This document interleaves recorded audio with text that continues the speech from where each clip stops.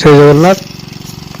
ଆପଣ ପ୍ରଥମ ଭିଡ଼ିଓରେ ଦେଖିଥିଲେ ସୂର୍ଯ୍ୟମୁଖୀ ଚାଷ କିପରି କରାଯାଏ ଏବଂ ସୂର୍ଯ୍ୟମୁଖୀ ହଳଠୁ ମଞ୍ଜି ବୁଣା ଯାଙ୍ଗେ ଏବଂ 30 ଦିନ ରହିଲା ପର୍ଯ୍ୟନ୍ତ ଗଛ ଯାଙ୍ଗେ ଟୋଟାଲ ଆପଣ ପ୍ରଥମ ଭିଡ଼ିଓରେ ଦେଖିଥିଲେ ସାଇ ଶିବମ୍ ୟୁଟ୍ୟୁବ୍ ଚ୍ୟାନେଲରେ ପ୍ରଥମ ଭାଗରେ ଦେଖିଥିଲେ। ଏବେ ଆମ ସେକେଣ୍ଡ ପାର୍ଟରେ ସୂର୍ଯ୍ୟମୁଖୀ ଗଛରେ ପାଣି ମଳା ଷ୍ଟାର୍ଟ ହେବ, କିନ୍ତୁ ଗଛ ବେଶୀ ବଡ଼ ହେଇନି। 60 ଦିନର ଗଛ ଭିତରେ ଟୋଟାଲ 5 ଥର ପାଣି ଦିଆଯିବ। ସେ ଗଛରେ ସୂର୍ଯ୍ୟମୁଖୀ ଫୁଲ ହେଲା ଯାଙ୍କେ 5 ଥର ଏଥିରେ ପାଣି ଦିଆଯାଏ।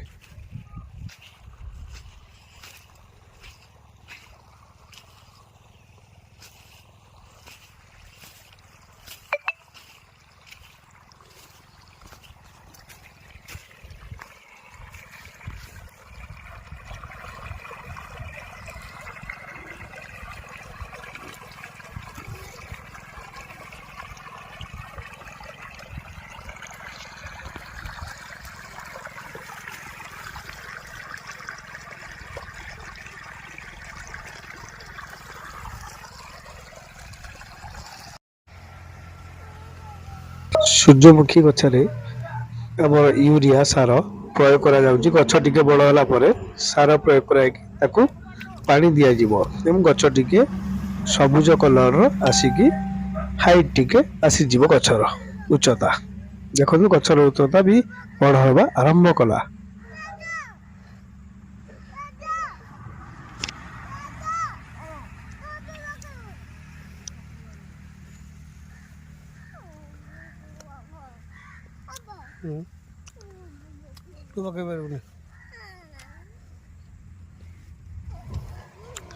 ସାର ଦିଆ ହେଇସାରିଲା ପରେ ଜମିରେ ପାଣି ସିଞ୍ଚନ କରିବାକୁ ପଡ଼ିବ।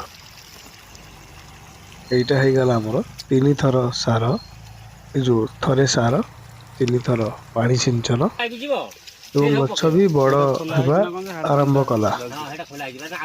ସାର ପଡ଼ି ସାରିଲା ପରେ ଗଛ ବି ବଡ଼ ଆରମ୍ଭ କଲା।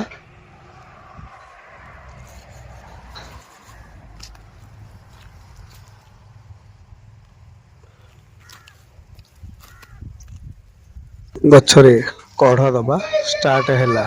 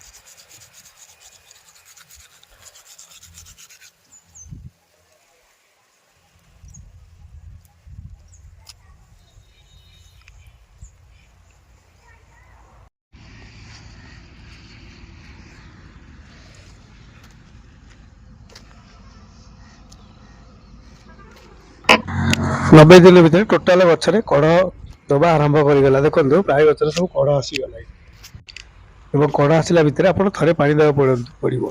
ଦେଖନ୍ତୁ, ଏବେ ଫୁଲ ଫୁଟିବା ଆରମ୍ଭ ହେଲା।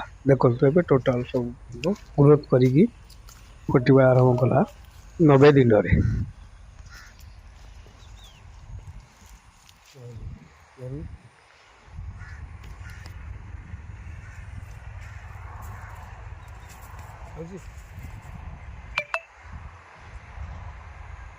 ଏଇ ଗୋଟାକ ସେ ଖାଇବେ, ଏଇ ଗୋଟାକ ସେ ଖାଇଦେବେ ଶୁଆ।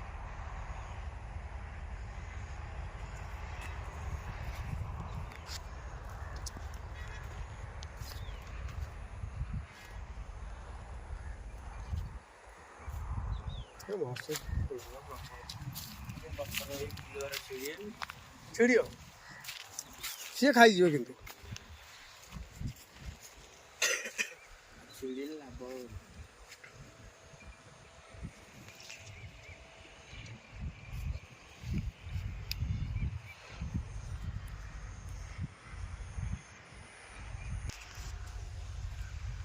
ଫୁଲରେ ଛିଡ଼ିଯିବ ଲାଭ କଣ?